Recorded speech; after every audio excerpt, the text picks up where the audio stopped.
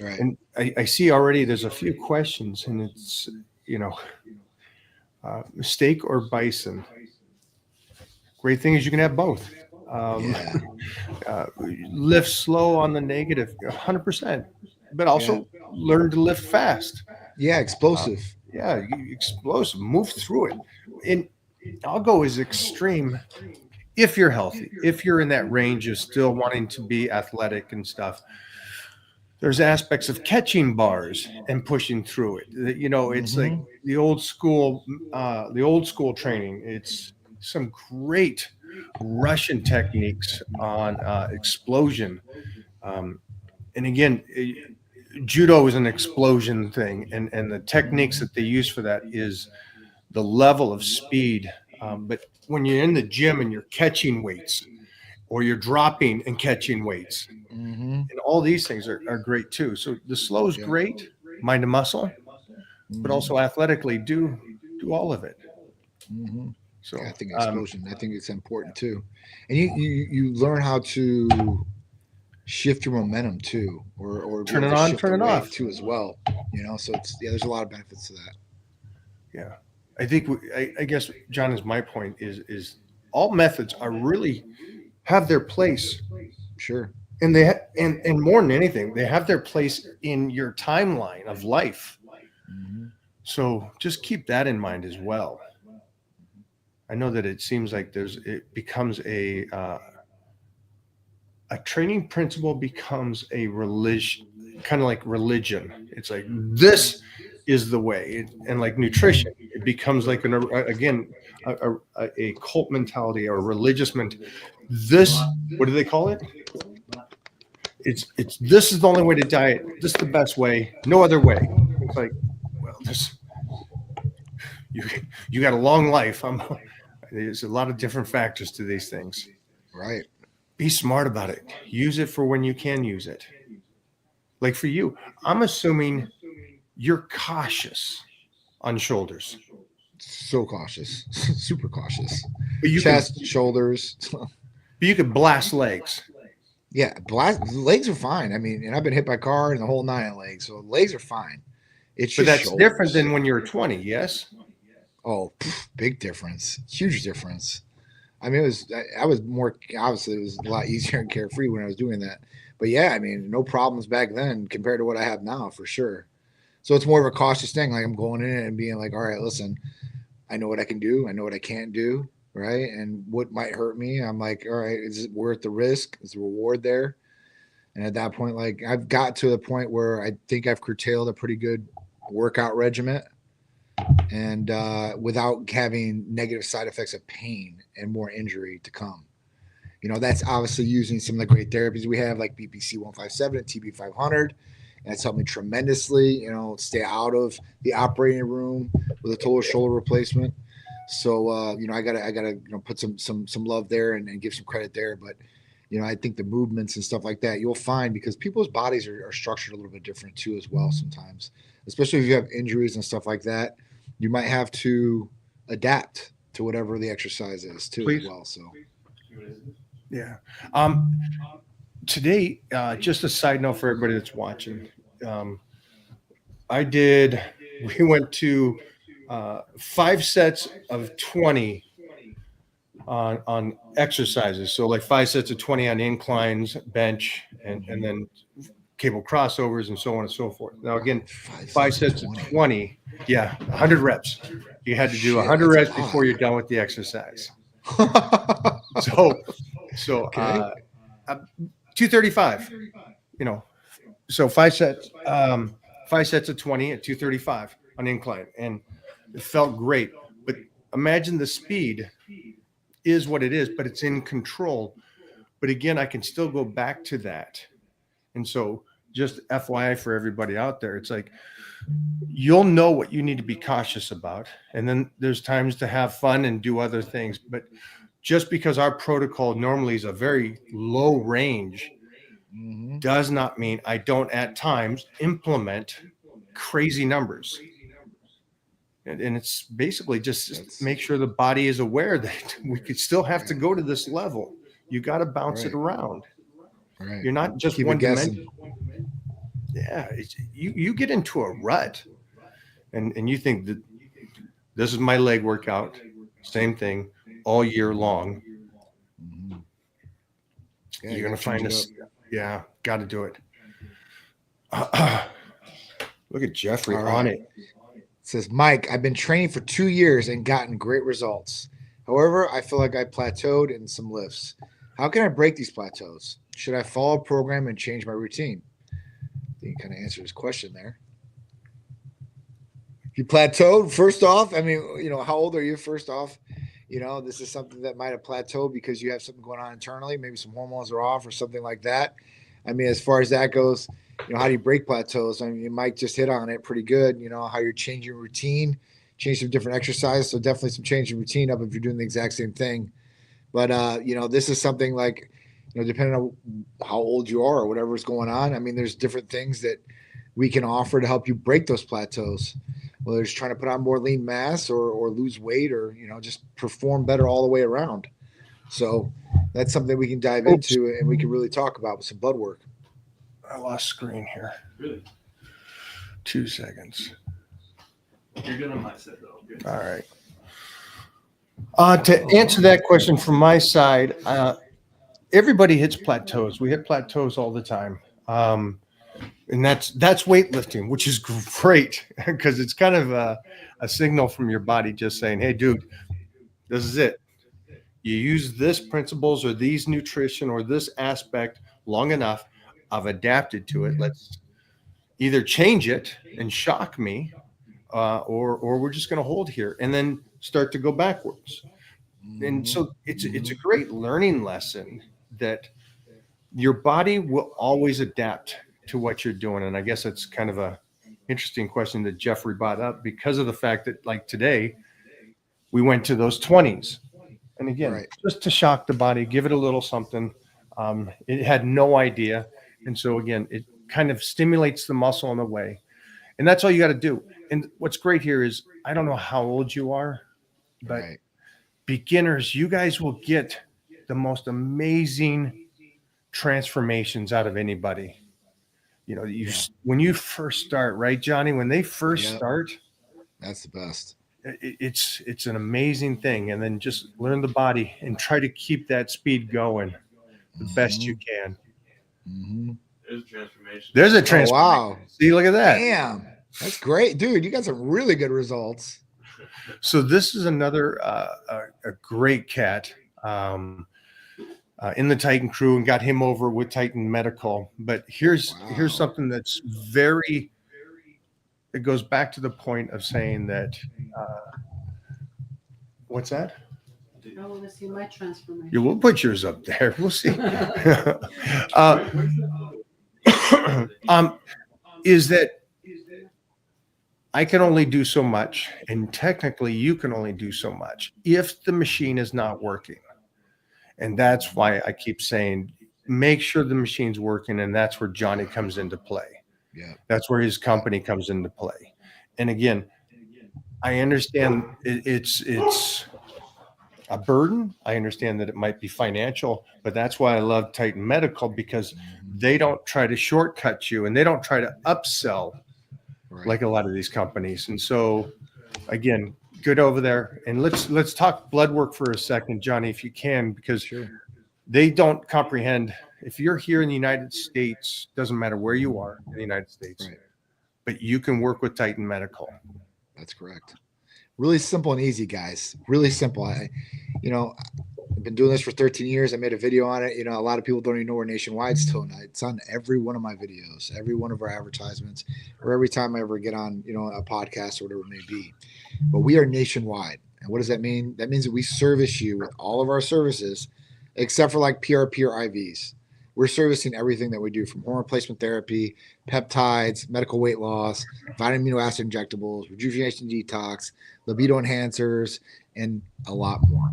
So blood work, super simple. You call us or text us. We get some information from you. We'll collect the payment, and we send you a prepaid lab requisition slip to your email with the nearest locations of a lab to you. You just take that slip in with your license or a state identification. No more money is needed. No insurance cards needed. You give them the slip in your ID, they draw your blood. We get it in 3 to 4 business days, expedited. We call you, we go over a brief viewing of the blood work, and if you want more help from there, we can set up a medical consultation with one of our providers, and they'd be happy to go into that blood work more in depth and go over your health history, family health history, and recommend a program that's personalized to whatever your goals or whatever you're trying to achieve. Very simple, very easy, very effective, very efficient. For anybody that's on here also, and you think that it's a age thing, it's not an age thing. It is an individual thing. It really is. I got some great texts this week of some people that have gone over, did their blood work at Titan Medical, and then did their protocols or their calls with their provider. The provider. And they gave them the updates. And then these people are going, today's day 1. I'm pumped. And so in the text, I could feel the excitement about them going to the gym, going, I'm going to the gym, but for the first time in a long time, I know the body's working with me. Yeah. And the results will mimic that of how the body is functioning. So true too. Because I think, I mean, I know for a fact that you kind of started this because you wanted to help people, because you saw this frustration of people trying their best and their body's not changing, and them thinking, am I not training hard enough? Am I not eating right? And am I doing all these things? And they're doing that right. But again, the body isn't working with them. Yeah, it's when I seen the epiphany, it was epiphany, literally epiphany. And I was like, oh, like nobody knows about this. Nobody. And when people find out, they're going to want this and they're going to need this. So that was a moment I was like, listen, I'm going to help a ton of people that have no idea that they even have a problem going on. And at that point, introducing Titan and then introducing the blood work and educating people more about this. And then through the years, more education getting out there with people, being able to read about it and more studies done and all that. It's been awesome, right? It's been awesome for people. It's been awesome for us. But, the main goal is to help people. And, without blood work and without me saying, hey, listen, what's the difference between an athlete and a regular person? And let's run a whole bunch of blood tests. We would really never know. I wouldn't know. I'd just, just be like everybody else. Like, postmenopausal women, right? They're going to get dry. They do this, they go that. You don't really, back then, we weren't really talking about guys going through hypergonadism or having low T as much, like, because it was never tested. It was just never tested. Just kind of crazy how things worked out like that. With that being said, I know that this is going to be one that you can help. This is great. Yeah. So Titan is based in Florida. You go back to that one after. Go for it. Sure. It says Titan is based in Florida. I'm in Ohio. Even with the distance, Titan is way more accommodating than my local physician. Lines of communication are pristine. So it's really nice. Thank you, Mary. That is a super, super big compliment for me and for the staff here. That's what we thrive on. We thrive on, doing good for our patient, taking care of our patient. Like even today, there was a guy and basically he was having some issues and stuff like that. And, he was talking with the girls. She asked me a question about it. And I'm like, listen, let me get on the phone with him. And I got on the phone and I started talking. I'm like, this is John. He's like, wait, you're John from the videos? I'm like, yeah, I'm John. I'm the owner. So then we started talking about his issue and problem. And then we got it resolved really easy and really simple. But, it's something that we do thrive on. So thank you so much, Mary. That means a lot to us. Due to nerve injury in my arm, I can only lift light. How often should I lift light to build bicep? Thanks, guys. So nerve injury. In your arm. Well, at that point, BPC and TB could possibly help a little bit, right? As far as that goes, it may be helping recover that arm. And then at that point, I would try some Hercules potion to really connect the mind to muscle and then be able to lift that and then just start building up with the bicep. And to build the bicep, honestly, you can give a couple days rest and lift 2 times a week on the biceps and try to pump them up, get them even bigger. Usually lacking body parts, that's what I've always done. So, for me, it might be chest or whatever it is. And at that point, I might hit another set or two on a second day later on that week. I start on Monday. If it's a Friday or Saturday, possibly, and I got to go to the beach or the pool, or I'm going out, obviously I want to look good. I'll pump up a little bit and do some exercises there. So You always look right. good. Looking right, looking tight, baby. I got to look good for Saturday. I'm starting on Wednesday. That's John for you. That's yeah. Hey,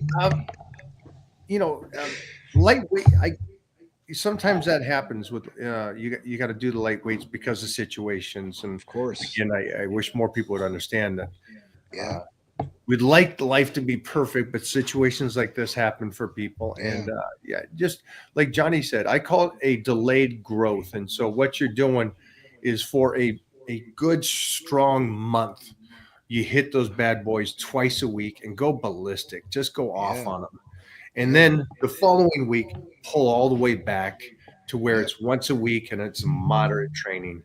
And it's a nice delayed growth. You shocked it, let it recover later. And just keep staying on point with the nutrition. But I don't know how old you are. If there's anybody out there with nerve damage, try to get that taken care of younger than you are older. Yeah, just definitely. Whatever's pinching that or what's going on. Try to fix that. I got nerve damage in my groin because my first hernia, I had biangular hernia, and I've got mesh on both sides. And the mesh actually got caught and tangled with the nerves and grew into it. Super crazy. It was like that's all these lawsuits were going on for this mesh, but I have that, so it definitely sucks. But yeah, it's for some reason that just made my balls shrink up a little bit. That's exactly what it does. It hurts. Zach Jones, hey guys, just turned 42 today. Happy birthday! Testosterone was at 280. Womp, womp, womp.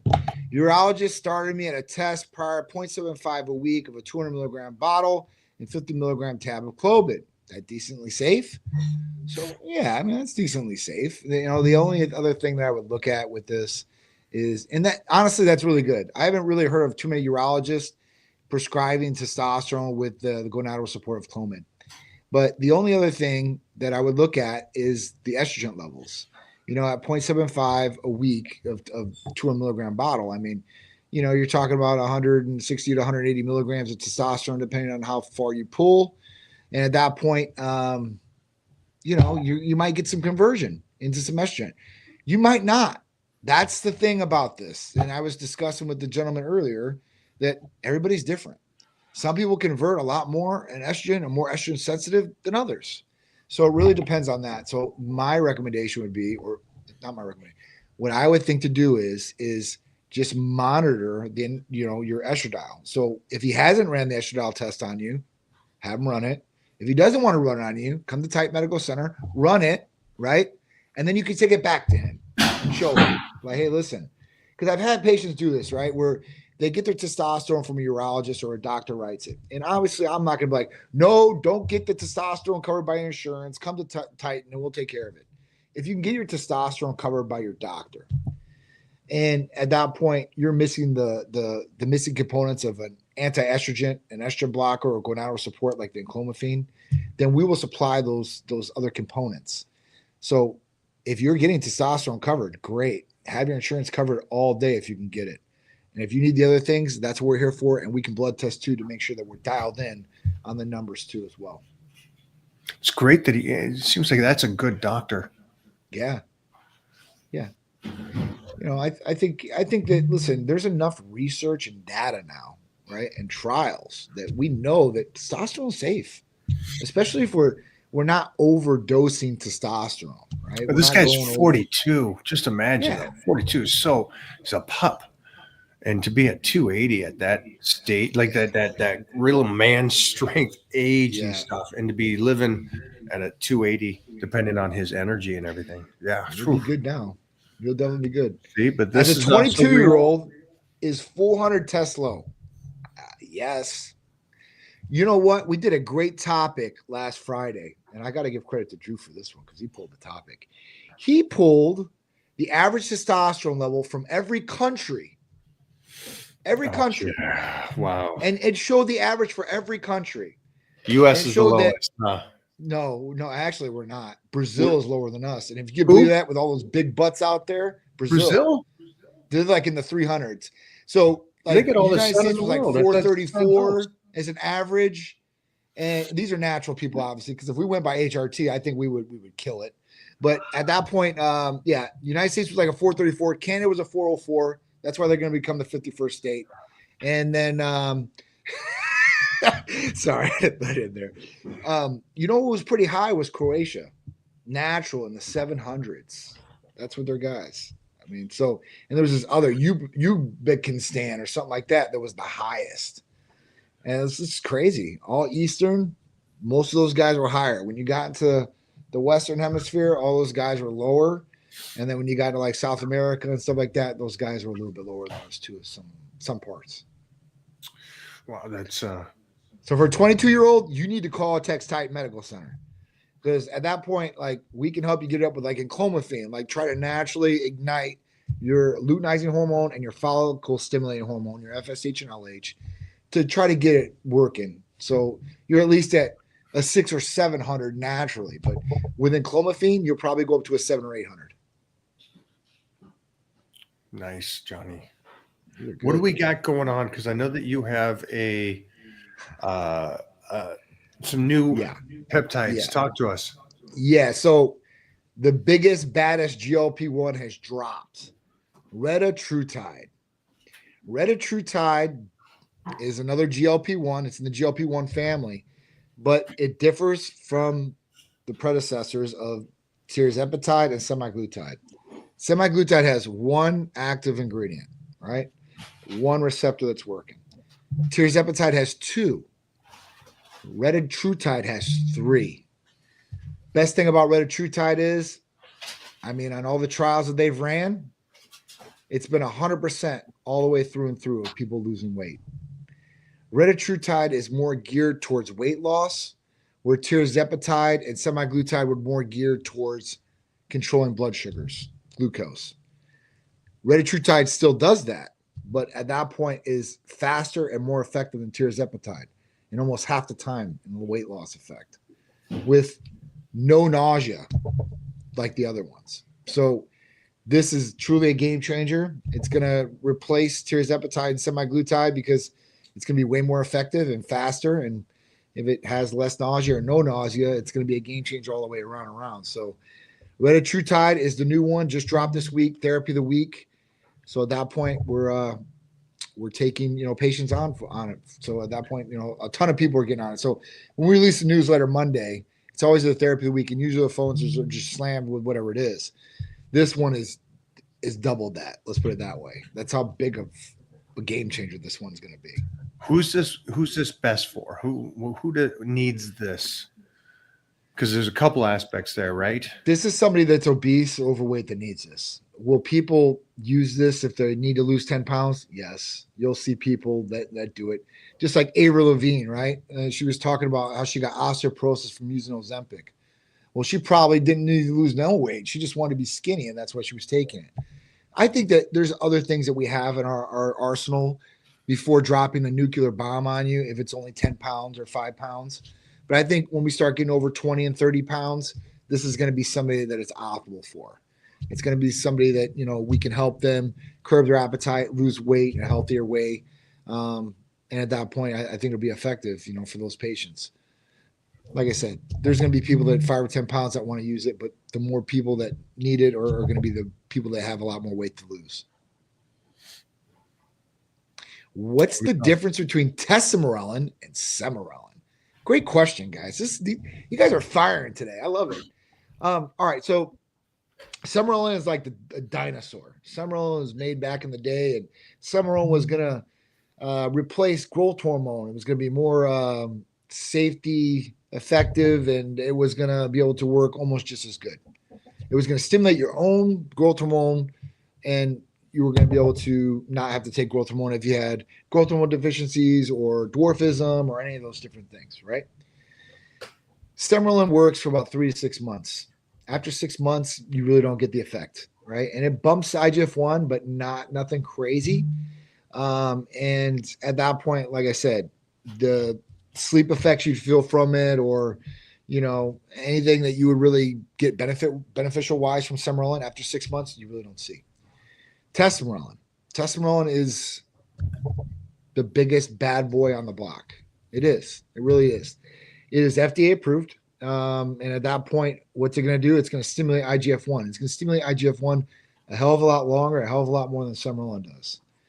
The other effect that separates from all the other GHRHs out there, testosterone goes after visceral adipose tissue, so belly fat that's surrounding your vital organs. This is that stomach lining that you really want to get rid of. So testosterone is the creme de la creme. Semerolin, to me, is going to be your bottom basement, right?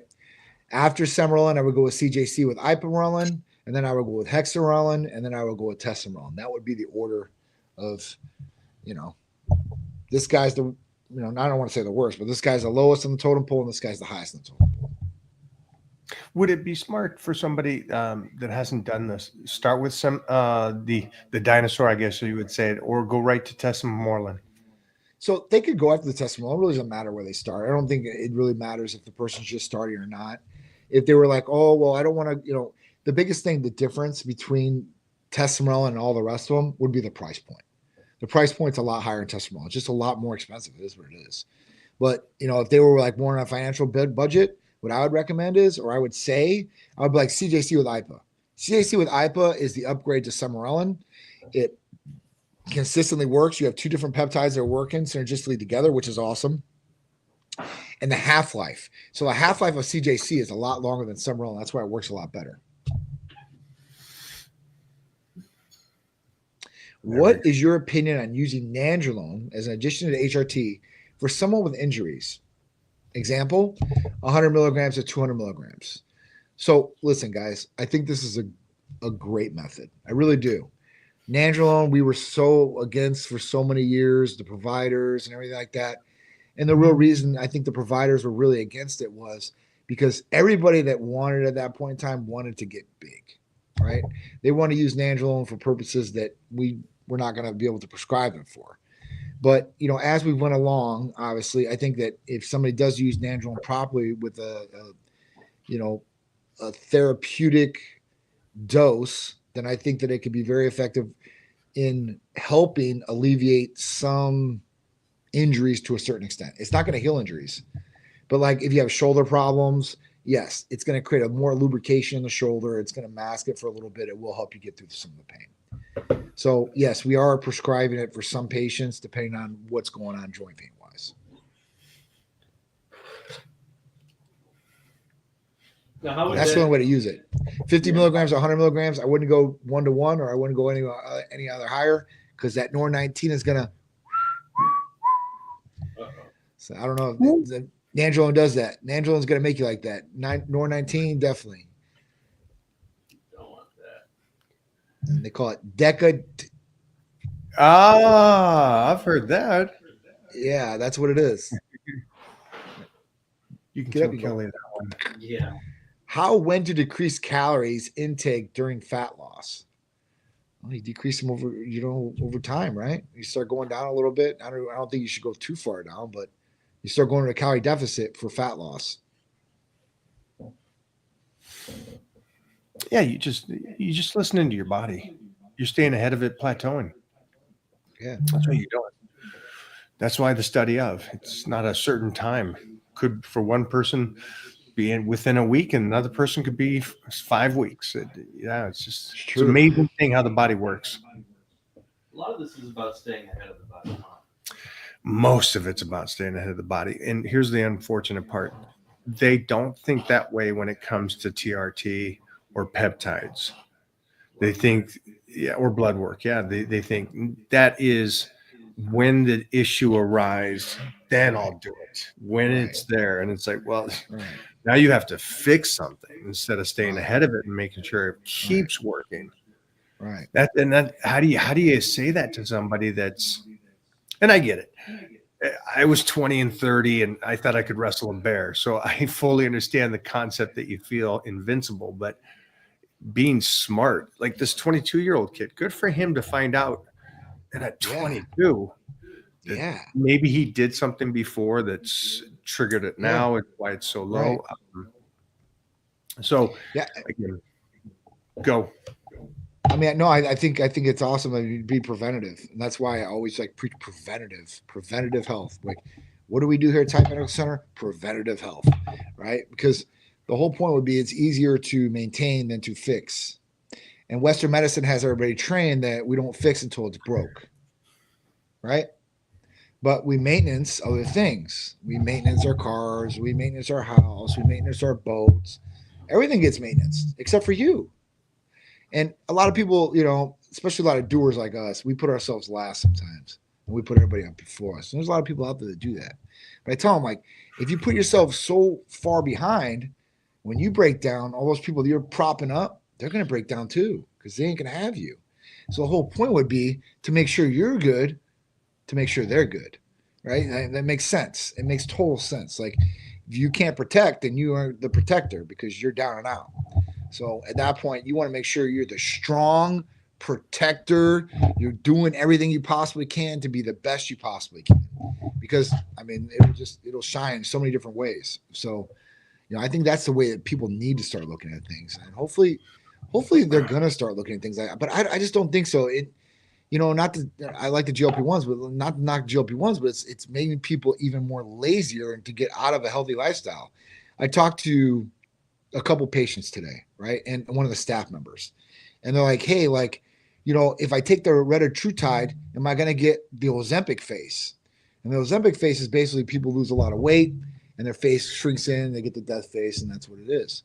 But they'll get like Ozempic butt or whatever it is, and that means like basically like their ass is flabby, right? You and get when that I told the skinny fat? The skinny fat, right? Because they're not working out. They're going to a calorie deficit, right? Their muscles, whatever they have, is gone. So at that point, it's just drooping. So you're skinny fat. Now, I told one of my employees, because I'm like, she's like, I'm going to start taking, because she asked me about this because a patient asked. I'm like, tell them to get on GHK and start training a little bit. I think they'll be fine. And at that point, she came to me afterwards. She's like, I'm going to get on some GHK. I'm like, why? Because she's been on a GLP-1 and she's losing weight and she's got like some loose skin around her stomach. And then she was talking about, her back and stuff like that. I'm like, are you training? And she's like, no, because I'd actually have to go to the gym to do that. I'm like, that's your problem. That's your problem. I was like, if you built muscle to fill in those spots, you'd be a lot better off. And you can essentially do that. You can recomp your body to a certain extent using a GLP-1. I mean, I've got some patients that are, they're not bodybuilders, but they live the lifestyle and they've got a lot of money. And they did it. They tried it. They were like, listen, let me just do a microdose of this and just see if I can just lean up and get rid of this. I'm like, okay. I was like, go ahead and try it. And man, they look phenomenal. I ain't going to lie, but they're not using it like they should, or they don't really need it, if that makes any sense. But this scares you need to recomp. But that's what I'm saying. Like, it's a love-hate relationship. I love that it works for so many different people that really need it. I hate it because it's making people even lazier and not want to live a lifestyle. Because the whole time I've ever preached to Titan, you hear me every time. Food, sleep, right? Doing the right things. And at that point, changing your lifestyle. And these therapies will expedite results or help you feel better doing it. But now it's like, hey, I can just take this shot every week and I don't got to do shit. And I'm like, I mean, I'm not going to lie. I'm like, oh, you're not going to lose weight because you're going to lose weight either way. But I'm like, is it going to be the body you really want? Right. And some people like, I just want to lose weight. I don't care if I'm skinny fat. I don't want to weigh 280 pounds. I don't know. It's just, it's kind of crazy how it is. Like I said, it's a love-hate relationship with that. I'd hate to see a legit athlete starting to take it just to get in that better shape.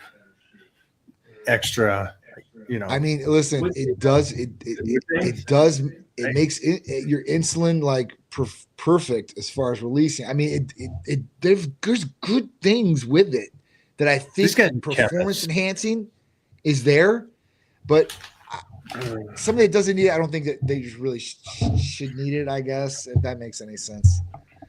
So before we keep going here, one of the earlier questions was staying ahead of the game, right? We got to stay ahead of the game. And that's why I kind of say, well, maybe you don't need any peptides right now. Great. Or TRT right now. Great. You should have blood work. But it's Definitely. interesting mindset that if somebody sees a rarity, it gives them hope, which is great. And I love this idea. Stay with me on this. And when you see somebody like Robbie Robinson, that gives you hope. It's like,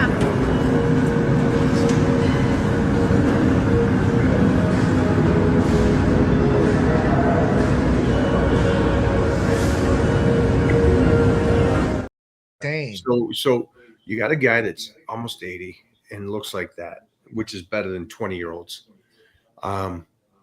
Even guys that train in their 20s and 30s don't look that good. But they go, great, I have 40 more years of lifting. I can do this I can look good into my 80s. And so the whole aspect of their mindset was, wait a minute. You mean because he's training at almost 80 and looks that way, you can do that without the effort, all the glory, no blood? I don't understand the mindset there. Yeah, no. It's instant gratification. That's what it's about. Get it to me fast. Get it to me now. But The hard work is out the door. lost. I don't see the bridge between get it to me fast. He's done something consistent Yeah. through his life, and that's why he's able to do it here. If somebody is out there and they're like, well, I can in time do that, it's not going to get easier. It gets harder and harder and harder. And so I think that's the point that John is showing you and I'm showing you, that get the blood work done, start the preventative, because there's going to be a time where it's not preventative anymore. And then at that point, you still have to go forward. Just because now you're hitting the injuries and you're hitting the owies and you're not recovering, you're still going to have to get in there and train and keep moving. So Sure. Johnny's helping you get there in a much better Safer, process way. and giving you a better physique as you're doing this, and a healthier physique as you're doing this. Absolutely. Longevity. That's key. All right. Eli said, I see now they have the Wolverine in spray form. Is it effective as taking an injectable? So obviously not, right? We know that intravenous, which is like an IV, is the best way to get anything into the blood system because it goes right in the bloodstream. Injectable is going to go in the muscle, right? And at that point, it's going to get into the bloodstream. That's going to be a lot faster and way more effective than some spray. And at that point, is it a topical spray or a nasal spray? Because I've seen it in both. Topical, I would say, maybe you're hitting some areas. It might help maybe a little bit, but probably not nowhere near as an injection. The only other way that I would say an oral form would be if it was a stomach issue, an ulcer, or something of that matter, then that would be okay. But injectable is going to be your top way to use BPC 157 or TB 500. The sprays and all the other stuff, I mean, I wouldn't use it. I don't think it's effective at all. I've tried some of the different things and I've got no effect from it. I don't like shooting things at my nose anyway. So, all right. Aminos are the way up my intake and feel better and stronger than I ever have in a while. Well, amino acids are key things in our body and run so many different things, right? I mean, just think of peptides and sequences of amino acids. I mean, it's key. Aminos are so important. Everything, and vitamins, aminos, like they all play pivotal parts in our body and the functions that would happen. So, yeah, I definitely think that if you're there and you've got everything optimal, then you're in good shape. I like that they went that way this time. I like that because most people don't go that way with amino acids. And if you stay away from what everybody else says and you actually just really moderate yourself on aminos, I love them. Absolutely love them. Oh, for sure. Aminos are great. I'm 30 years old, ex-college football player, and has continued to train hard. But I've been caught in the place of setting the bar high as I age and not adding too much wear and tear. Any advice? Well, 30 years old, man, you're still pretty young. I mean, how as far as setting the bar high, I mean, too much wear and tear. I mean, that would be waist, but you still build your body. I mean, at that point, especially at 30 years old, especially if you're an ex-college football player, so you know the conditioning function, you know how to train.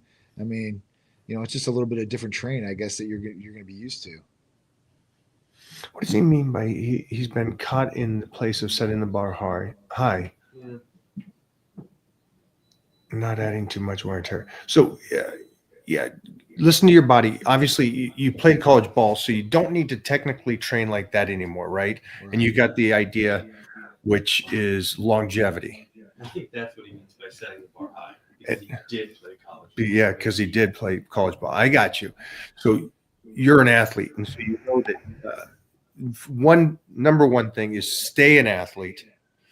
Don't become a bodybuilder or don't become a power lifter. Be an athlete first and foremost. So range of motion, flexibility, speed, strength, all those kind of aspects. And then just don't do crazy 20-year-old workouts anymore. Get in there, hit it hard, be intelligent. Lee Haney said it the best. Be stimulate, don't annihilate. Mm-hmm. And that's weird. College football or wrestling and stuff. It's like we annihilate, but we have to go and see what our mental limit is, and that's why we train like that. And then I like that you played college ball. Keep that level. You know what I mean? Keep that level that you did, kid. You're 30. You haven't even hit your man strength. And that's in another 10, 15 years. So I'm proud of you. I'm proud that you keep that bar high. And I wish more people would do that. He's not the guy going, hey, I was strong then. He's like, no, I'm going to stay this way and stay at a level. I like that. That's nice a mindset, job, man. Hey, Mike, I'm 15 and have been lifting for a year or two. I put on muscle, but also fat, but I'm worried about stunning my growth with a cut now. I think you're 15 years old. I gotcha. Yeah. I gotcha. You're 15 years old. I would, at that point, at 15 years old, I would worry about eating food, good, clean food, and training hard. You're talking about cutting at 15 years old? I don't think cutting at 15 years old is a good thing. I don't think, unless you're like, listen, if you got a lot of fat on you, that's one thing, right? You want to lose some of the weight, but if you're training, you put on some muscle and you're fat. I mean, how much fat you got on you? How much you weigh at 15 and how tall are you? That would give me a great, a vision of what it is. That is nice. Also, if you're 15, so there's a good chance you're right in that prime puberty stage. And if you are, I would wait until you're done with that explosion of size and height. And then remember, if you're going to diet, you're doing it for 10 weeks. 10 weeks, 12 to the most. That seems so short. 5'10", 160. Seems short, yeah. How tall? 5'10", 160. Yeah, no, do not cut. That's what I'm saying. Do not cut. Definitely not. You don't need that. Definitely not. First of all, you're going to gain, everybody here, I don't know what world you live in, you're going to gain fat in a surplus and muscle. You mostly at this age, do not stress. You're going to keep growing. So there's a good chance you're 5'10" at 15. There's a good chance. And again, at 14, I was 5'9", and at 15, I was 6'2". So there's that explosion in height, and that summer where you go away and then you come back and you're a monster. So keep eating. You're 160. You're not holding much fat. Definitely not. Yeah, look at Mike. Wow. That's crazy. Yeah, that's 13. So yeah. So yeah, keep eating, kid. You're gonna fill that out. And I saw so many. Here's the two aspects. I played football and wrestled, and so I saw the two aspects of what happened during puberty. First and foremost, with elite athletes, is that those wrestlers, because they would stay in that deficit all year, compared to the football players, we were trying to put it on. And I was already a heavyweight by the time I was 15, so I didn't have to worry about cutting. And I'm so glad looking back that I didn't. But you're gaining so much right now, and kid, you're 160. there's no possible way that you're carrying too much fat. Do not think that you need to be right now a fitness cover model. Right. Get that out of your mind right now. You're 15. You got so much You're life. growing, man. Yeah. Get your height. Yeah. Good question. Keep eating, keep training. Good, John. Keep eating, keep John, training. I'm glad you asked. The height and the for weight. Sure. Because height, weight, I mean, it's going to tell you a lot, majority, especially that, you know. I mean, I could look at Peter. I think Peter's only 160 pounds, and he's 6'3", and he's a string bean. So at that point, like, by the time he will be, hopefully. He's going to be 6'4", 6'5". Dude, I hope so. You wiggled your toes on that one. Holy sheesh, kid. For real. It did good. It did good. It's a monster. I love it. He says, hey, Mike, I got a shoulder injury hitting shoulders the other day. How do I continue to bench press and keep from damaging it again? Well, BBC and TB500 will help you heal that shoulder. That's what you want to do, is heal the shoulder for sure. Bench pressing, listen, if you have a hurt shoulder and you don't want to hurt it anymore, and if you're bench pressing and it hurts your shoulder while you're bench pressing, I'd probably stay away from the way you're bench pressing. You know, for sure. Like, if it's going to hurt you, you don't want to just work through like pain like that. Like, that could be damaging. Or you could be doing your form, and your form might be off a little bit, and you could damage your shoulder even more. It's not worth it. Yeah, it's you got to find an intelligence part. Would 2 weeks off right now and healing up with peptides and making yourself more bulletproof, the best you can, save you from not training for the next 25, 30 years? Right. You got to ask yourself that. Can you chill so you can enhance? I think that's one of the biggest things I would say. I agree. Mo wouldn't stop. Mo wouldn't stop. Are you talking about me? We're just talking about injuries. Look at her. Mo's like, oh. What up, Mo? Look at those guns. Oh, yeah. Just saying. I'm just saying. Yeah. I'm not really. I'm just saying. What do we got here? Oh my gosh, such a good live. I was watching it on Twitter actually.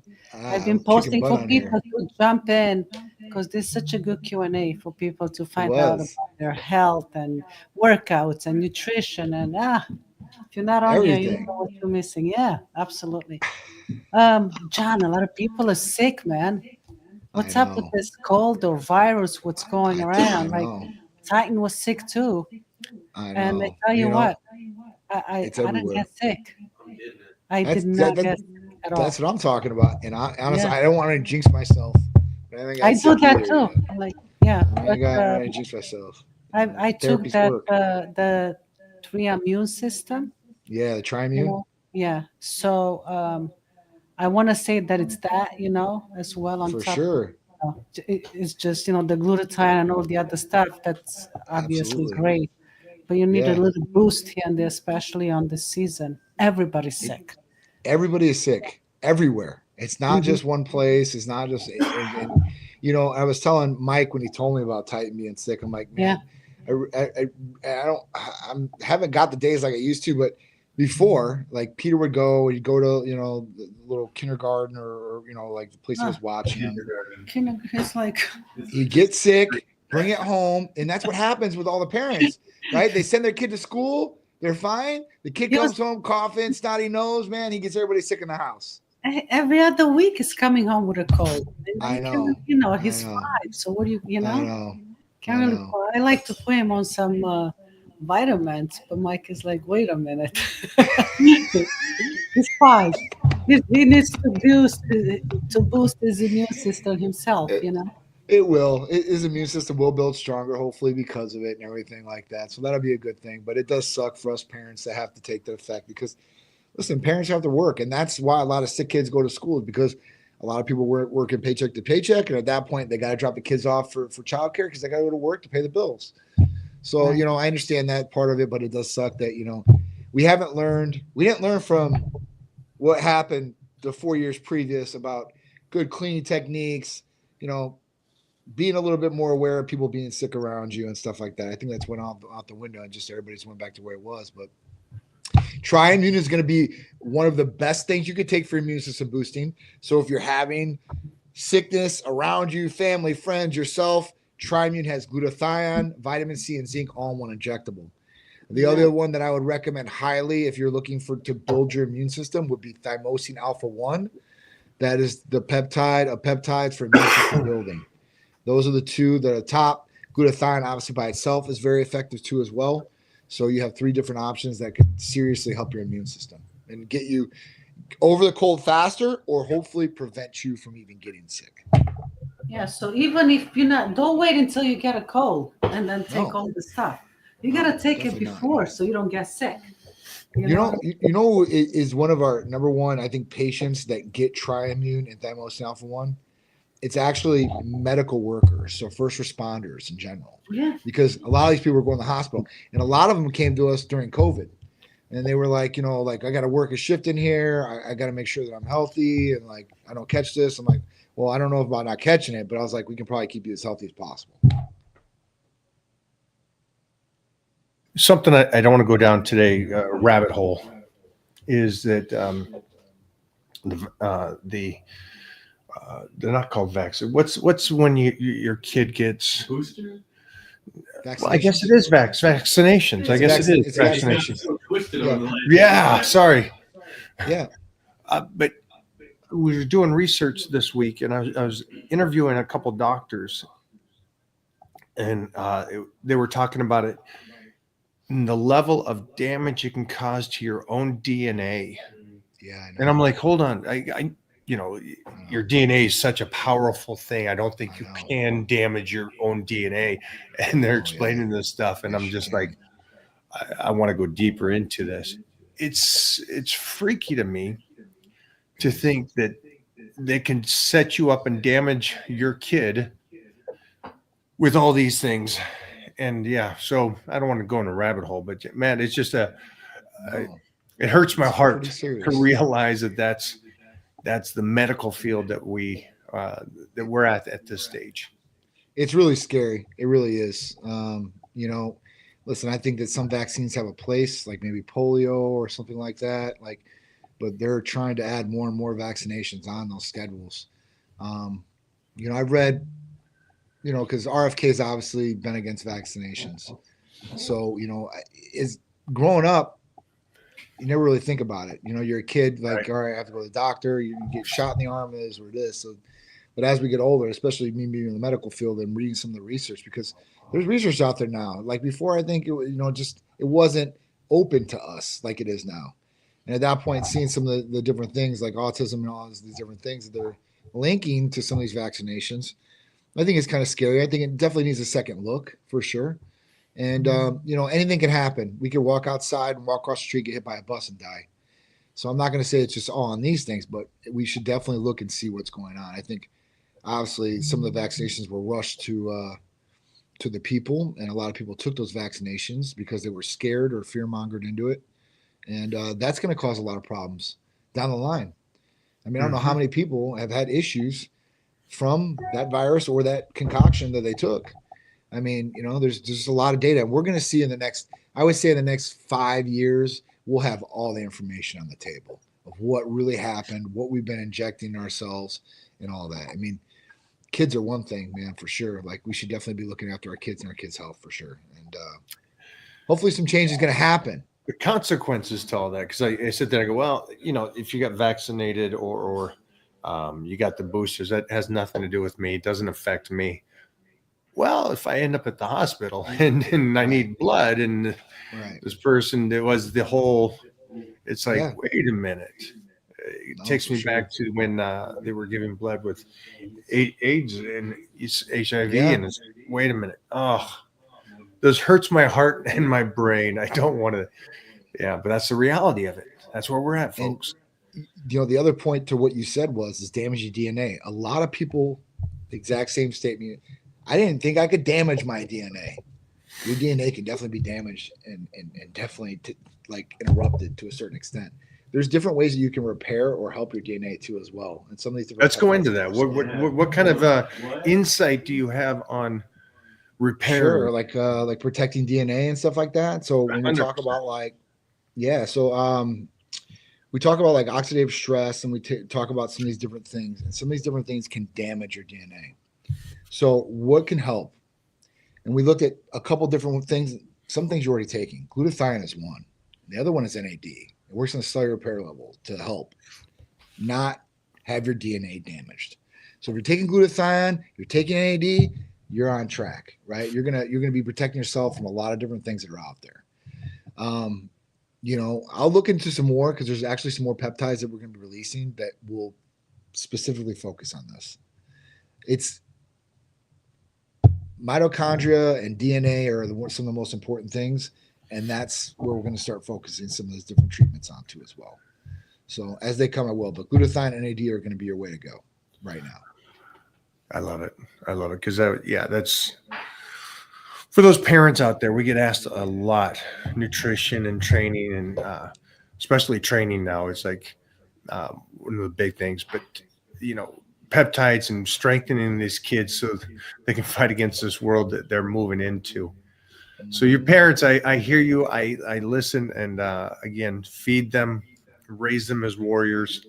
Yes. I think Dana White's interview is probably the greatest, talking about if you could raise an old school cat nowadays, that kid's going to rule. It's going to dominate in the world. For sure. And that's what we're raising. Reclaim. Yeah, your boy's a savage. And I guess Mona just told me Titan's first tournament is this Saturday. Awesome.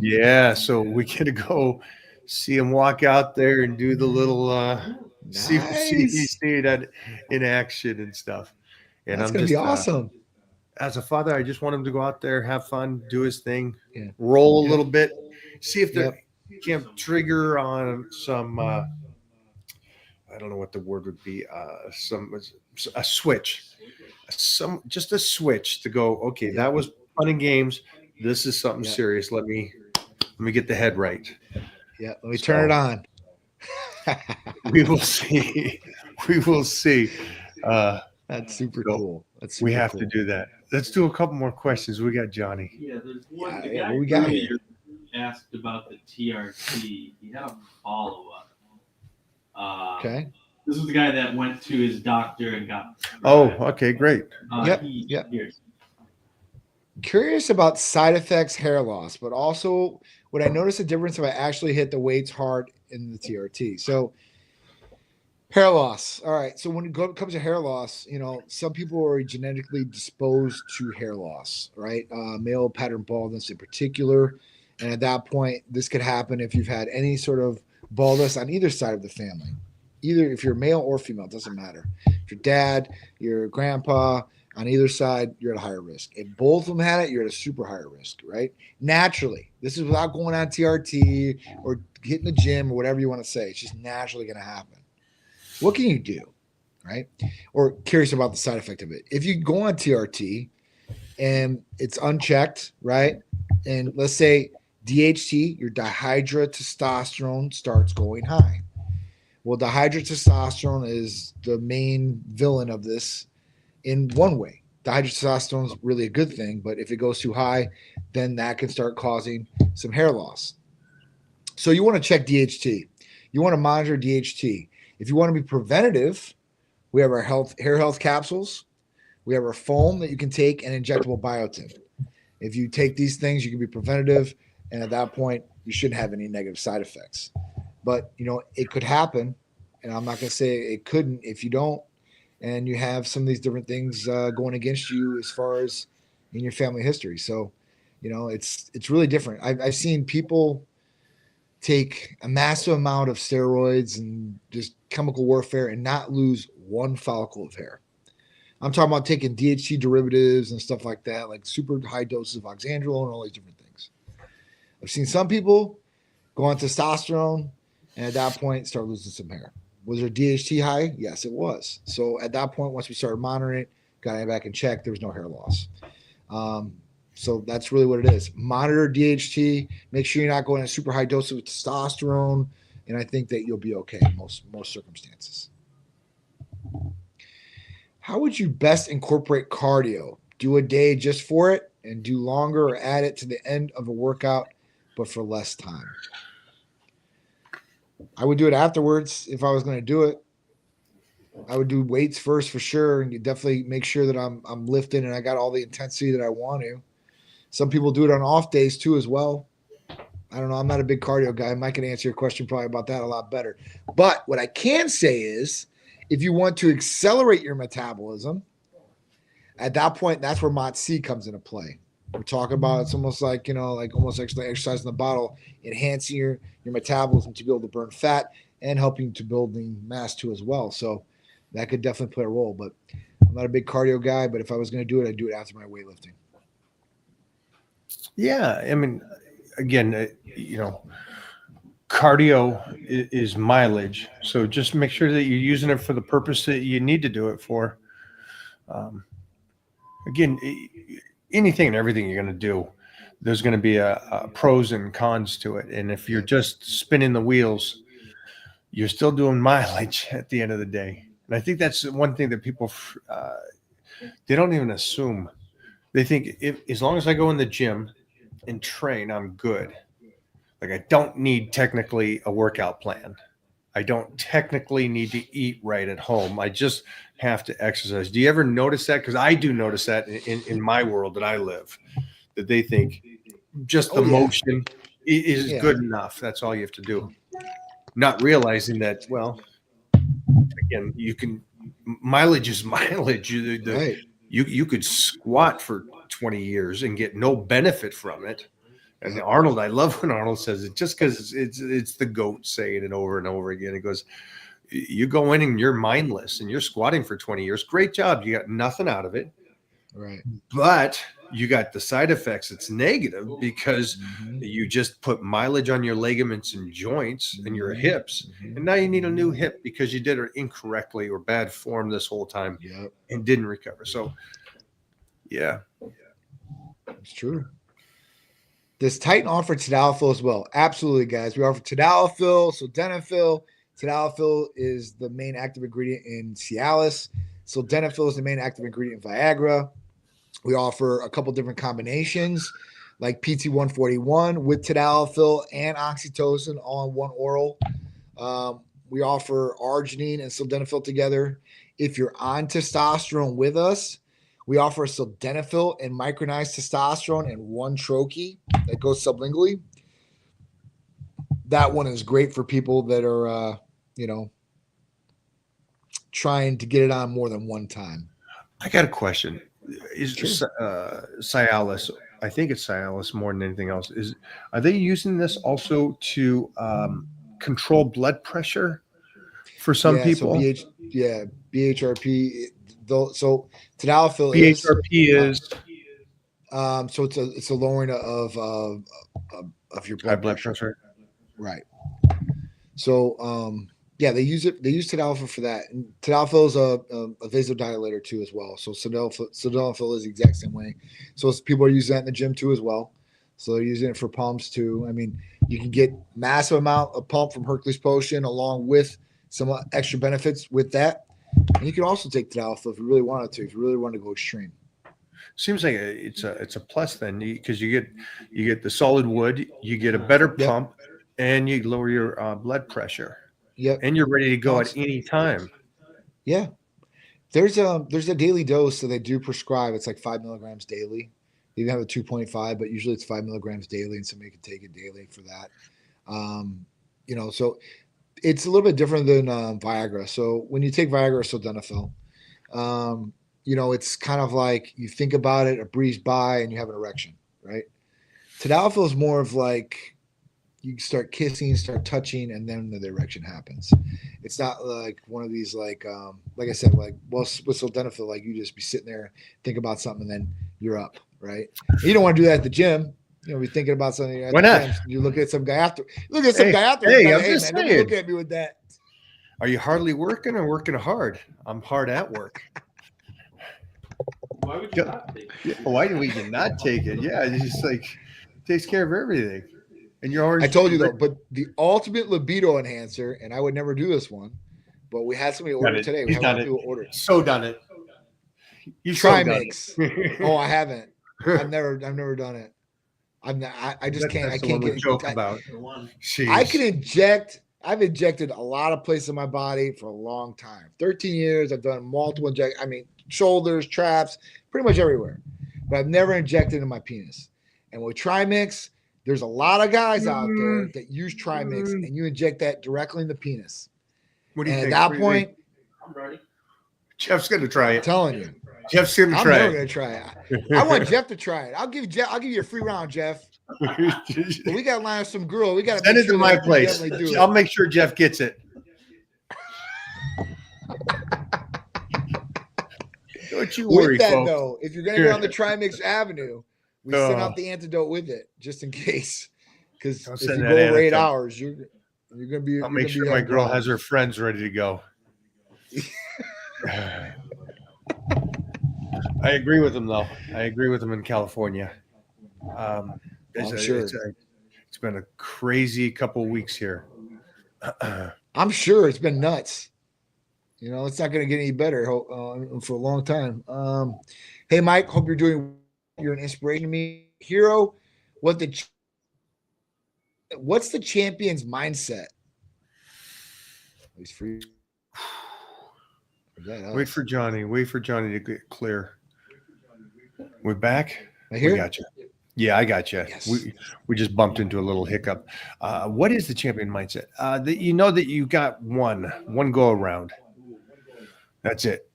So how do you not get freaking absolutely psyched knowing this is it? I mean, it's as simple as that. Why not kick ass? And that's why I think No other Johnny and I option. feel bad when we see these people not living their full life, and then they get sucked into, well, here's the one food group that you need to eat, and this is going to switch your whole complete life around. And it's like, eat moderate, eat healthy. Mike, any words of wisdom for an expecting father? I know sleeping time will be taking a hit, but anything you can offer, any general fatherhood advice? Well, one is too late, and the one would be make sure that she is a savage. The baby mama is a savage. That would be the one thing that I would have told my young self as well, and I got lucky with this. You're going to be more motivated than anything, and yes, you're going to lose sleep, mostly if you're a helpful father. So at this stage, I would say, first off, huge congrats. And I'm the father that was the dog guy before, that when people told me, you know, kid's different, right? Shut up. It's different. And you get more motivated, and you got a second level of, I don't know, like I'll say ego, pride, aggression, fear, that loads you up to freaking go off. Yeah. It's not just that, just you being a failure. It's now that you got this young, whippersnapper looking at you. So congratulations, man. You're gonna absolutely love it. But be more prepared. Prepare your meals. Do not stop the gym. Do not do the bullshit that most of these fathers do. The dad bod. Don't fall into that trap. Yeah. Don't. Well, I couldn't. Yeah, I definitely wouldn't. One thing I could say as an expecting father, I would definitely talk to the mother and lay down some ground rules. And like what I did for Sharice, like when we first met, the ground rules are, I will be going to the gym. That's one thing I asked, right? I just need an hour. Leave me alone. Let me go. Let me train for an hour. I'll be here. I'll help, whatever you need. I'm working full time. So I remember exactly when I had Peter. And that was one stipulation. I was like, I got to be able to train, because that's the only thing that's going to keep me emotionally stable, physically stable, and the whole nine. So that was one thing. But, after that, like, you really don't know what you're going to get. You might get a baby that sleeps really good at night, doesn't wake up every hour on the dime, and you're not getting up every hour on the dime to milk them. Your baby mama might wake up every single time and do everything herself. You never know how that's going to work out. But say be supportive of the mother of your child. You know, try to help out as much as possible. You know, play a strong role in that, because you know when you first see your kid, right? That's immediate. That was immediate for me. It was an immediate bonding effect. And at that point, like for me, it was like, all right, I need to really, like, I was really motivated before, but I really need to get out there now. Now I'm responsible not only for me and Charisse, but I'm responsible for my son too now.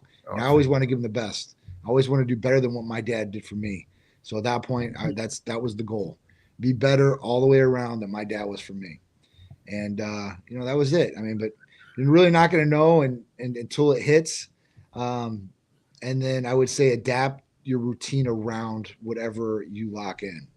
Like if she's watching during the day and you're watching, just find your gym time, find your time where you can do what you need to do to take care of yourself. Because like we talked about earlier, if you don't take care of yourself, eventually you won't be able to take care of your family, or maybe not the way that you want to, or protect them the way that you want to, whatever it may be. So definitely do that. But yeah, congratulations. You know, I mean, especially in these times right now when fertility rates are all-time low. God bless you. A father's ceiling is your kid's floor. I always love that. That's good. And so think of that. And then Johnny's right. Now, see, Johnny, I know I got extremely freaking lucky, but I chose to be an old father. And so the maturity level was there for me to have a talk. Actually, I didn't have a talk. She said to me, if we're doing this, I'm going to ask you that you work and you work even more. You don't miss. You do your thing. I got this part handled. So I got really lucky on that aspect. I never missed a workout. Yeah. But Johnny, I'm impressed because not everybody gets to do that. You go, listen, I ain't missing the workout. I think that's an important thing for anybody that's going to have kids or be a father, to be able to talk to missus and say, hey, I need to stay. And I think most people think, well, that's kind of selfish. No, the father has to stay healthy. He has to stay strong and in shape. He's going to be running. So props. Yeah, congrats. I mean, listen, yeah, man. Would you recommend taking a rest day in between chest and shoulders? Sure. I mean, secondary muscles are coming from shoulders. So if you're sore and you're hurrying, yeah, I mean, you probably should want to take a rest day in between. All depends though how you feel. If you feel really good, I mean, you could probably go and blast shoulders. Yeah, I would do it. I would take the rest day between those. Chest is a big body part. Shoulders is a small one. I try to keep shoulders. I try to keep chest away from back, away from legs. With nice time between, just because of nervous system. Chest away from back, away from legs. And then I'll dip in the other body parts in there. But again, yeah, it's a lot of torque on the shoulders. And you may not feel it in your 20s and 30s, and it may come play in your 40s or 50s. 50s, yeah. So your so true, form, guys. Your core form on deadlifts that you don't think are bad, they're not bad when you're 20. You're just setting yourself up when you're 50. That's yeah. Johnny, do you got to go? No, I'm good. I'm good. We get one more for you. Sure. Can you cut carbs completely, or do you need them to gain some muscle? I mean, you need protein to gain muscle, right? You should have some carbs though. Cut carbs, I do want maybe a cut, but I don't do it to gain muscle. I eat carbs.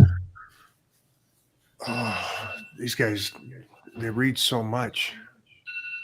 I think that's an unfortunate thing about TikTok and Instagram. That's terrible. Yeah. Yeah.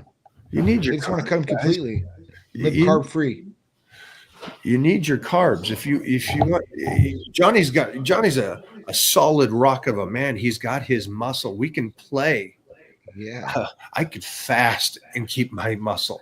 For you to develop it, you need carbs, guys. You need carbs. Holy cow! You guys are listening to these people they look like Greek statues, and they're going, "I'm carb free." Oh, that's how I'll do it then. Even go back to Rez when he was getting size with these other guys that walk around at 5% all the time. They had carbs in their early careers. They ate. They took in a good amount of calorie intake. Don't run away from that. There's going to be a time that, unfortunately, you're going to have to remove them.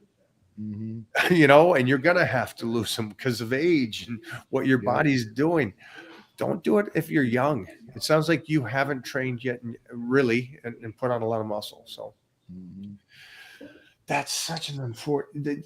They have to swim through all this idiotic information, and they won't do it by looking visually at the person. No. They'll just take what's in front of them and go, this is it's Jay Cutler did this bicep workout for the Olympia. Who cares? And now they're gonna swim. Who cares? They're gonna. That's the best arm workout. No, go back to Jay Cutler at 17 and what was he doing? How did he develop this clay mass? That's the workout you should be asking for you. And none of you guys are doing that. You don't dissect and go back to the beginning. Starting point. Yeah. You look at Robert Robinson eats chicken and broccoli. Ha! You eat, well, then I'll just eat chicken and broccoli. He's 78 and he's been training for 65 years. Right. It's like You got some homework to do. Yeah, you got a little homework. All the glory, no blood. That's the poor part of it, though. It really is. Like, you see it.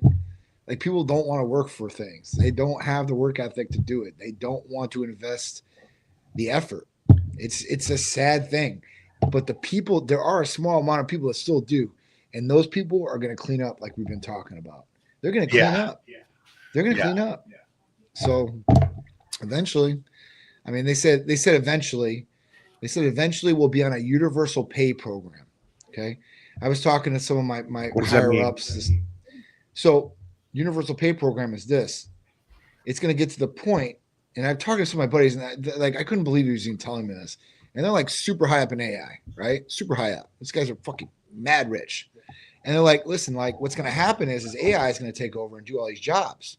And there's going to be no use for any money because these jobs are all going to get done by robots. So we're going to be on a universal pay program where people just get money and that's it. And they stay home and that's it. And there's nothing to spend the money on because the robots are doing everything and AI is doing everything. Elon Musk talked about this briefly and it's out there. It's just kind of crazy how it's going, but that's where they're going with it. Do you recommend How frequently do you recommend donating blood on TRT? Just based on HNH or in set intervals like every 6 months? So it could be dependent on the person. There's some people out there that, you know, their HNH, the hemoglobin hematocrit and the red blood cell count goes high and it converts and it goes high 2 or 3 times a year. And at that point, they need to donate. What would be the best standardized? Every 6 months is usually a good time to donate blood. That's great information for these people. Yeah. But that doesn't mean that you might not need to go beforehand. That's why you monitor. And if you're getting side effects like fatigue or headaches, at that point, you want to check your H&H. All right. This one says, Mike, you're 56 now, but why do you work like this? Like it's still day one. For you, like you don't have a solid legacy already. Keep it up. That's amazing. Great. I appreciate that, but I don't have that mindset. It's always day one. It's a white belt mentality. Yeah. Doesn't matter what That's I did awesome. Yesterday. Only matters what I do. And then back to the father that was on here earlier. It's like I'm lucky that I have this. I don't know what a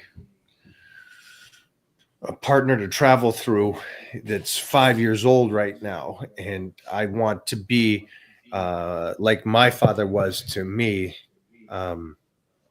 someone to look up to, be a role model and still tussling and show this kid what's feasible. So I'll keep doing day one. Thank you so much, man. I appreciate that. That's awesome. It's true too. It's always day one. One more for Big Johnny. I held him up for an hour and a half. Sorry. I'm good. I'm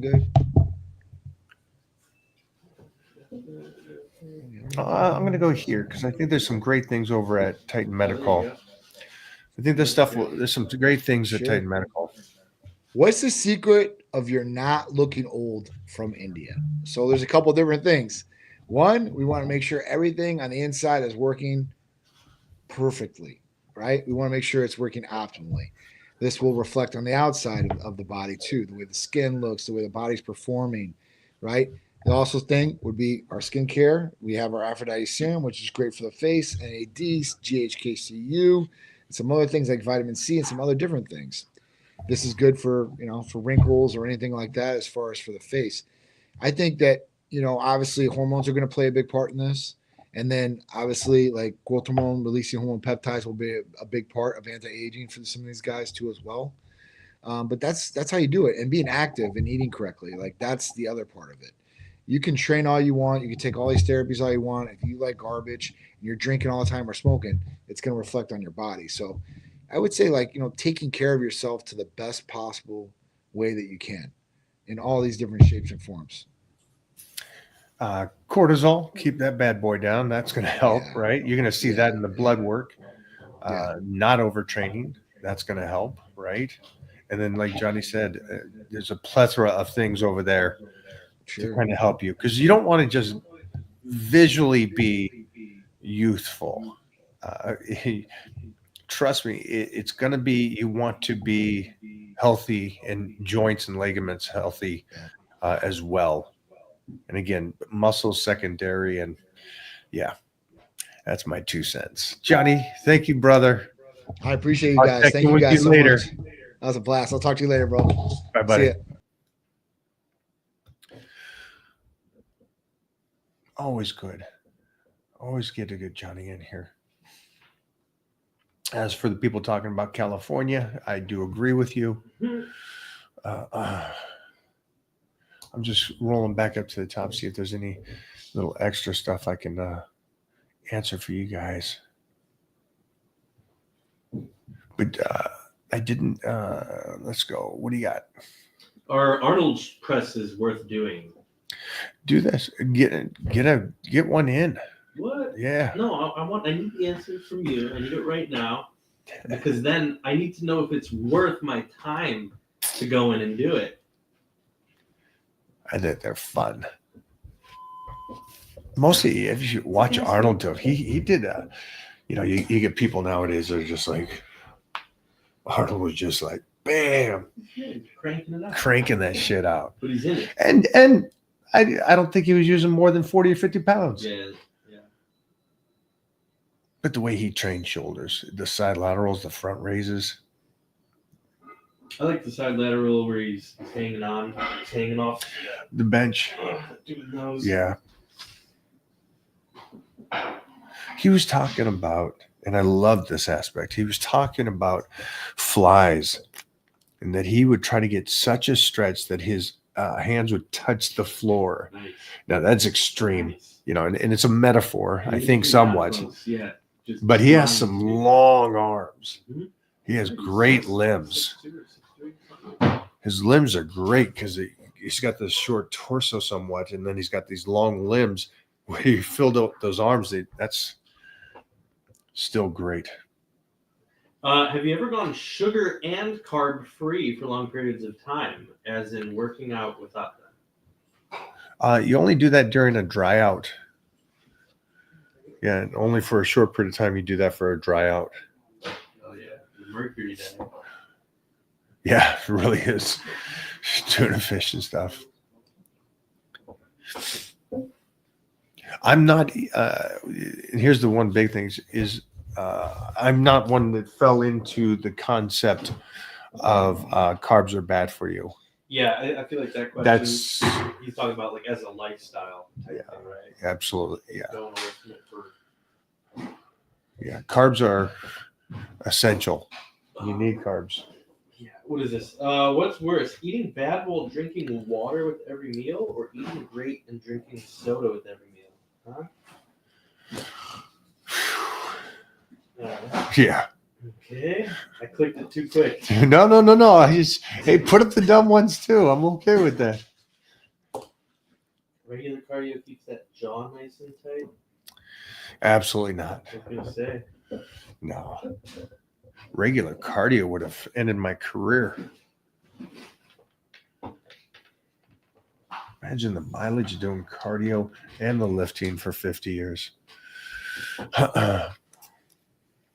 Yeah, it'd be a cascading effect of just one thing would go, and then cool, now you can't lift heavy. Cool, now you can't lift heavy, so now you can't stay full. Now you can't stay full, so now you're not looking good, and then oof. If you heard what Jeff just said, it's a smart concept. The reason why you want to take blocks of time, so 4 blocks within the year, 12 weeks spans, right?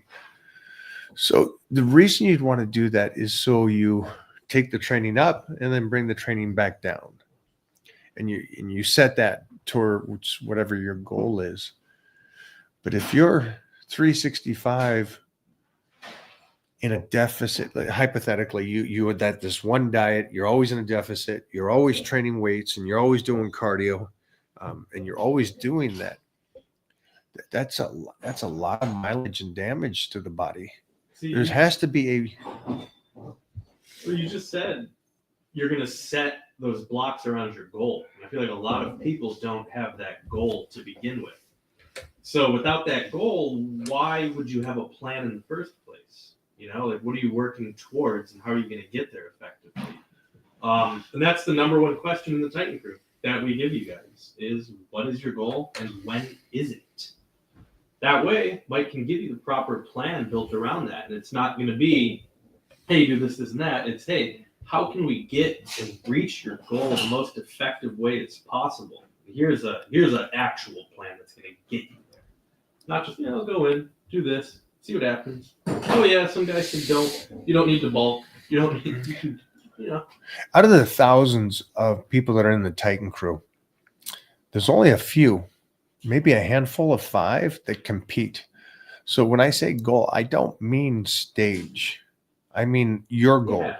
And you should have a goal. If exercise and training and eating right is just, hey, I'm just going to live this kind of healthy lifestyle, that's great.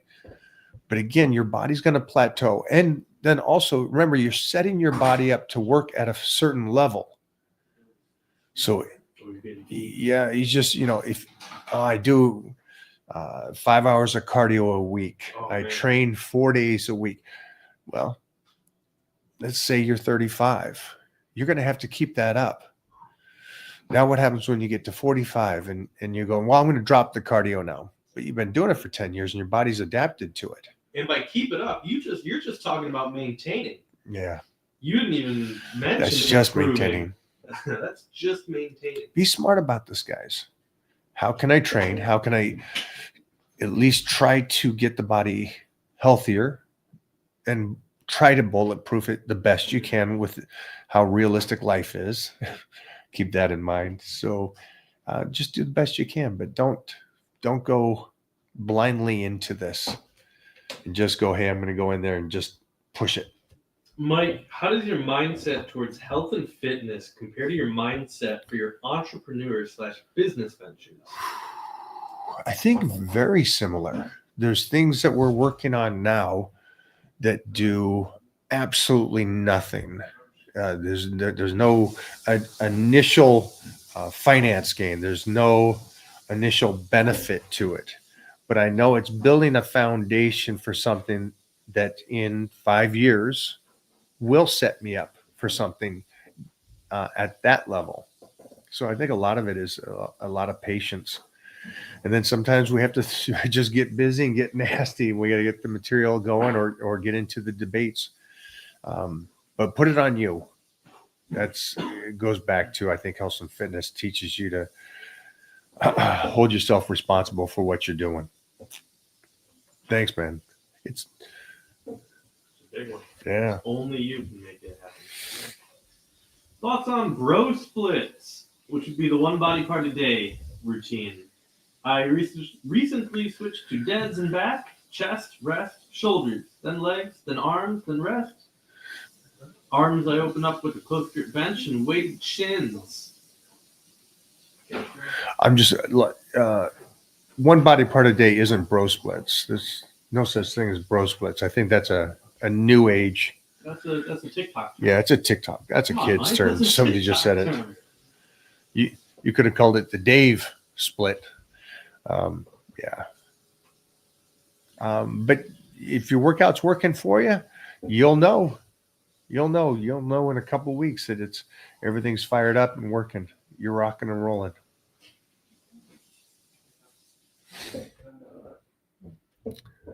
When did somebody coin that and say that's what it is? A bro split? Is it the funny guy? I feel like it came from him. I think so too. I think good for him. I don't know what his name. Bro something.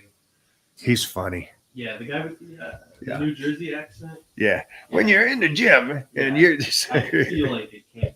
I could be wrong. I think so too. Yeah. What did you guys say in the 90s then? If you did one body part a week? One body part a day. Oh shit. That's what we called it. Oh dang. Yeah. You just call it what it is. But it's great that they came up with bro splits. It was also like standing in line in the 80s. We just stood around. We didn't stand in lines, and then somebody coined that one. Oh. Yeah. So. Hey Mike, I heard on an old Q&A that tall guys put on size just as fast as short guys. Can you explain that more? No, I can't. It's just a person's opinion. It's individuals are individuals, my man, tall or short. When you get out of the small circle that you may be in, you'll find all walks of life. There's individuals that gain muscle because they're doing it right, good genetics or whatever that is. And it doesn't matter short, tall. Ask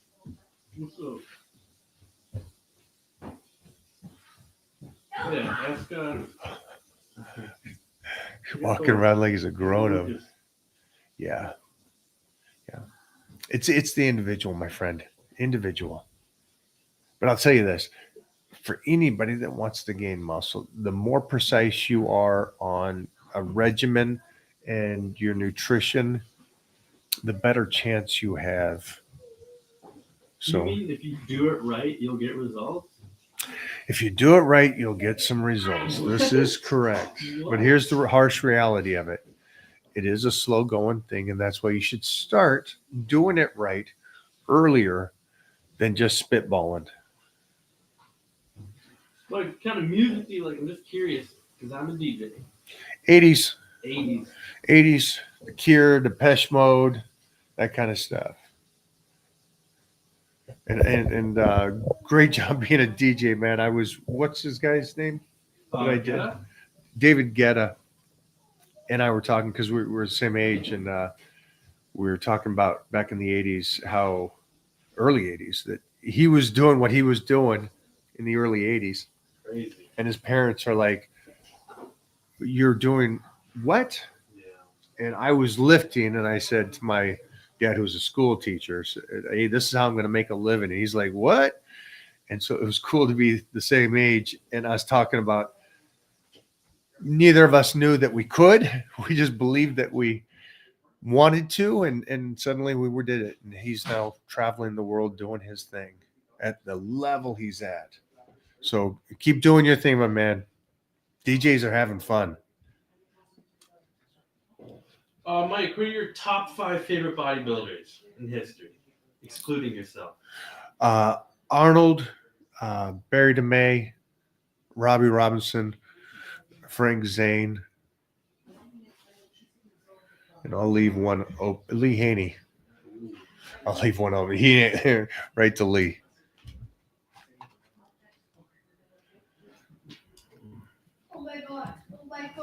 Not just because of their physiques, but also because of the fact of their mindsets too, though. Just FYI. Oh. Mike, how important is it to not deviate from your nutrition plan? Do you ever give yourself a pass and eat foods that are unhealthy and not in your diet plan? No. I'll have a meal with higher calories, no matter what I eat, it's in the plan. Yeah. So if I'm in a deficit, you always run the risk of plateauing quicker in a deficit, right? Because your body is trying harder to protect you compared to you being in a surplus. If you're in a surplus, it will just store and store. So you don't need to really cheat on those days. The meals you can have are great meals that you can have on your surplus, your off season, the 9 months. But in a deficit, it's tougher because your body's going to continue to try to protect itself. And that's why you bring in a high day. And so, yeah, you get to enjoy those days. But again, it's not because you mentally want it. And those come on certain days, so you still stay on the plan. I feel like your answer is so simple. The implementation is hard, but the answer is so simple that it almost, some people will start like coming up with an excuse already. Like, hey, Mike, like on the Blitz, for example, hey, you're going to fast. Okay, so then the first thing somebody asks is, hey, can I have this? Hey, can I have that? It's as simple as, hey, you're fasting. It's as simple as, hey, you're on this nutrition plan. You're not changing it. Hey, Mo, will you let Panda out? Oh. It's okay. Great question, though. But yeah, just stay in your plan and then incorporate in those high days when necessary if the body's plateauing. In your personal experience, what body part took the longest for you to develop?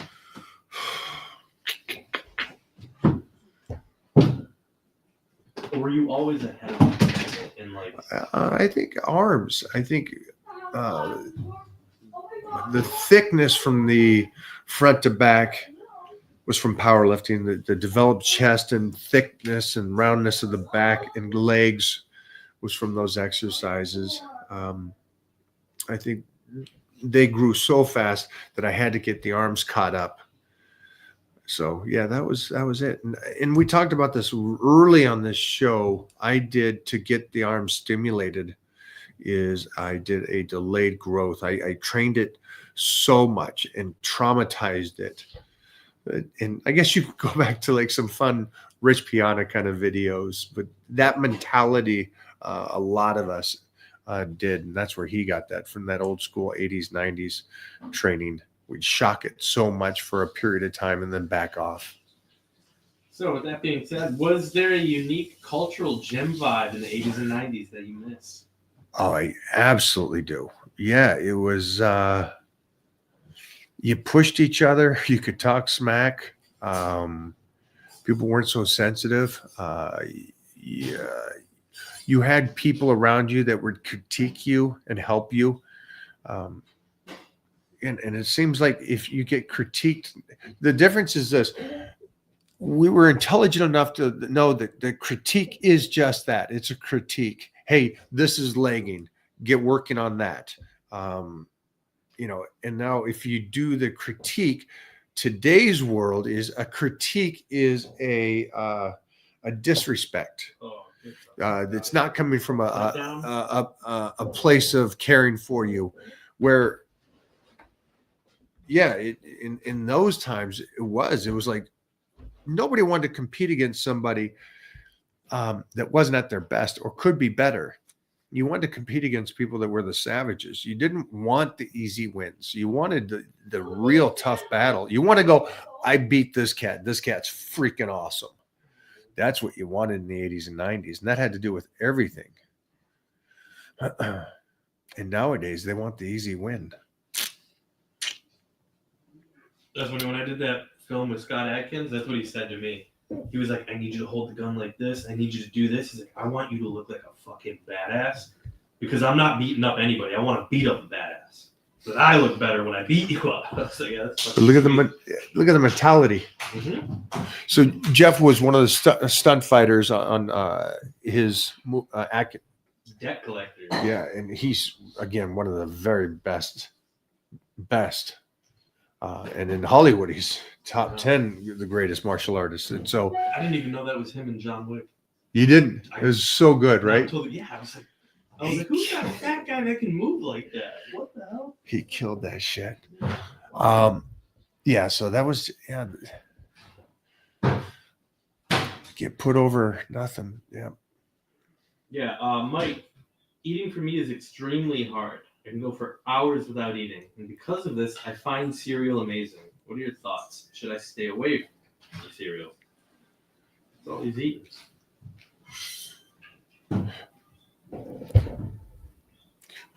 Read that again and see if you catch what I catch.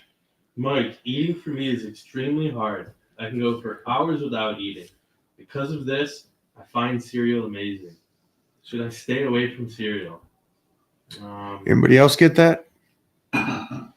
So he asked and answered his question. He asked and contradicted his question. So he can go hours without eating, but then he cheats. So you can't go hours without eating because then you're gonna cheat, and you're no different than anybody else. So, yeah, what foods you like and stuff like that. Just for anybody out there, don't give yourself the out. Don't go, hey, I'm a fast gainer, so I eat all the time. And so what the person is saying is because they're thin, they're going to throw I eat all the time. They don't calculate out their calories, so they technically don't know how much they're doing. And I'm a fast gainer. So you're giving yourself an out. It doesn't matter how much I eat. So why do the counting of the calories? This is the guy's the same way. I can go hours without eating. You can't go hours without eating, or you wouldn't cheat. Hours without eating, and then you just have your chicken and broccoli, right? So,